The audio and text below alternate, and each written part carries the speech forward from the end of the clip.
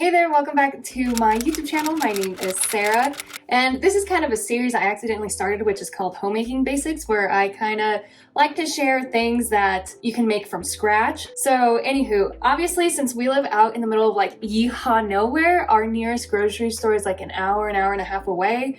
If we want like the big chains, that's like 3 hours away from where we're at. Basically, we really have to learn how to make things from scratch, or else it's just not really gonna work out. And I think making an hour trip to a grocery store to get that one staple item, it's probably not the greatest. So we've had to learn how to grow a lot of things. So this is my green onions, just learned, put it in water and it just keeps regrowing like no other. Butter, which is what we're gonna do today, is we're gonna learn how to make some butter at home, which I feel like 99% of the people know how to do it, but for my 1% of people who don't, we'll learn today. It's super, super simple, seriously. On my previous video on how to make bread, I called this butter, which a lot of people said that's not butter, which is very true. So I'm like, why not make real butter then? We also like to use this one, but this is so expensive, so might as well just get some great value, heavy whipping cream, and we'll make our own butter at home. And we can just literally flavor it or season it however we would like. But anywho, let's get into making some butter. So the first thing we're gonna need is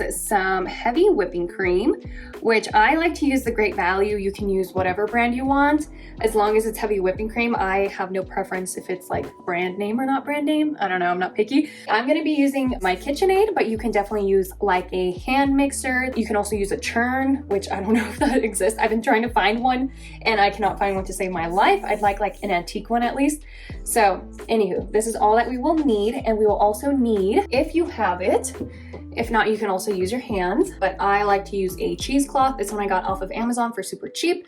I think I can probably like put down below what I get and where I get it from. And then this is just a stainless bowl that we will fill with cold water and ice to rinse our butter. So the first thing we're gonna do is get our heavy whipping cream, give it a good shake here for a minute.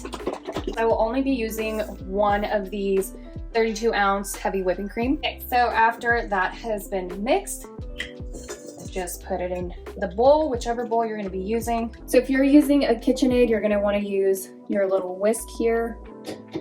Attach that. Awesome. Okay. And we're first going to start it at a very low speed because it's going to start splattering everywhere. Which for that, if you want to turn it to a higher speed, just use like a cloth and wrap it around the top so it doesn't make such a mess around everything.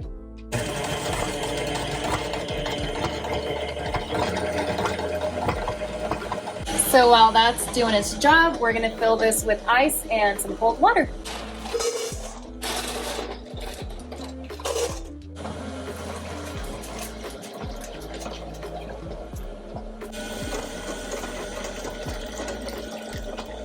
So now that it has formed like a thicker consistency, you can turn it up another notch, and then you won't get as much splatter.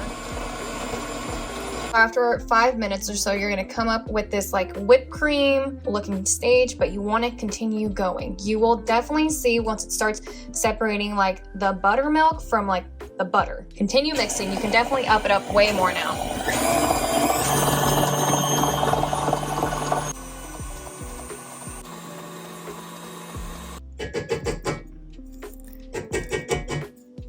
Incorporate it evenly. Sweet. So at this point, it's gonna start kind of looking like cottage cheese, but it's not ready yet. You wanna see definitely the buttermilk, and it's gonna clump up way more.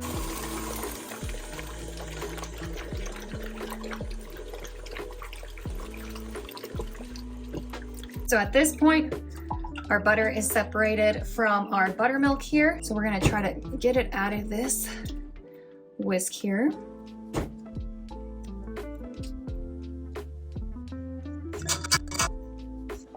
So now with some clean hands, you're gonna just squeeze as much as you can, get all that buttermilk, and then you can catch all the other little bread piece or butter pieces that are down here and just squeeze it in there.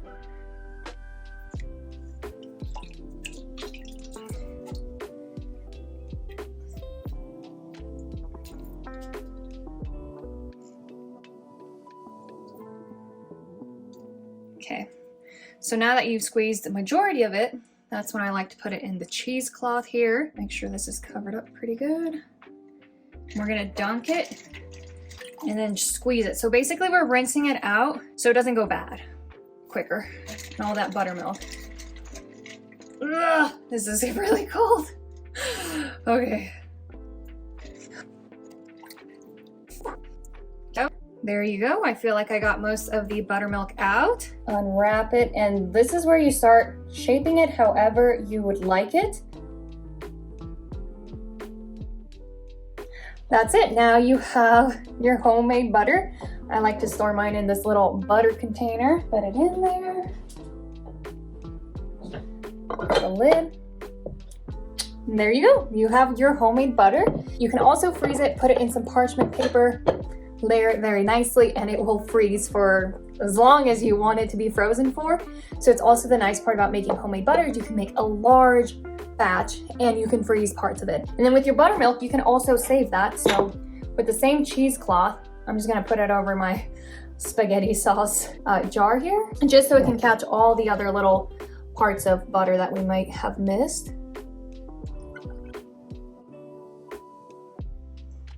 There you go. Seriously, nothing goes to waste, which is my favorite. And you do get quite a bit of butter and quite a bit of buttermilk. So squeeze the excess. Clean the outside of the jar. Make sure we don't get any buttermilk on the outside. Okay.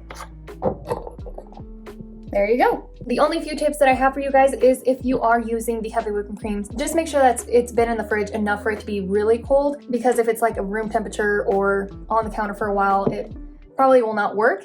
And then the other thing is make sure also that you use ice and very cold water when you're rinsing out your butter. So anywho, I hope you guys enjoyed watching, and I will catch you guys on the next one.